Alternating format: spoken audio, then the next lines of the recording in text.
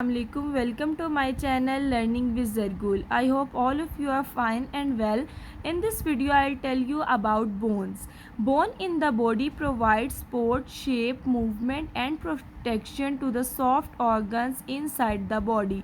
Bones क्या करती हैं? प्रोवाइड करती हैं सपोर्ट भी, शेप, मूवमेंट और प्रोटेक्शन बॉडी के ऑर्गन्स को इनसाइड द बॉडी जो ऑर्गन्स मौजूद हैं. These bones make a unique framework for each type of animal. ये bones क्या करती हैं? एक यूनिक फ्रेमवर्क बनाती हैं हर टाइप ऑफ एनिमल के, जैसे ह्यूमन बींग्स हैं या डिफरेंट एनिमल्स हैं. This framework is called skeleton. और इस फ्रेमवर्क को हम क्या कहते हैं?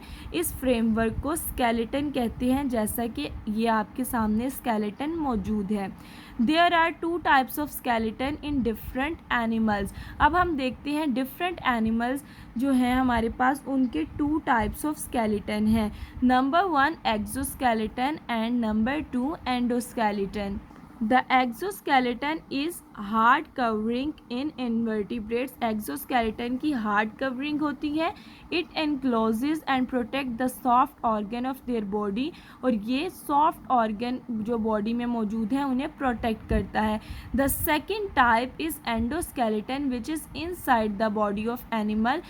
ऐसा स्केलेटन जो बॉडी ऑफ एनिमल के इनसाइड मौजूद है. The skeleton is attach to the muscles of for movement. Skeleton muscles के साथ अटैच होता है ताकि इंसान या जानवर जो भी एनिमल्स हैं वो मूव कर सकें. Vertebrates have this type of skeleton inside their bodies.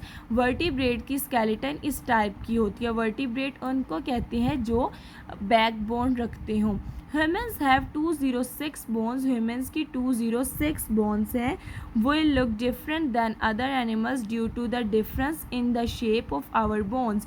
हम क्यों डिफरेंट लगते हैं एनिमल्स से? क्योंकि हमारी शेप ऑफ बोन्स डिफरेंट है. ये छोटा सा एक इंफॉर्मेशन थी बोन्स के अकॉर्डिंग.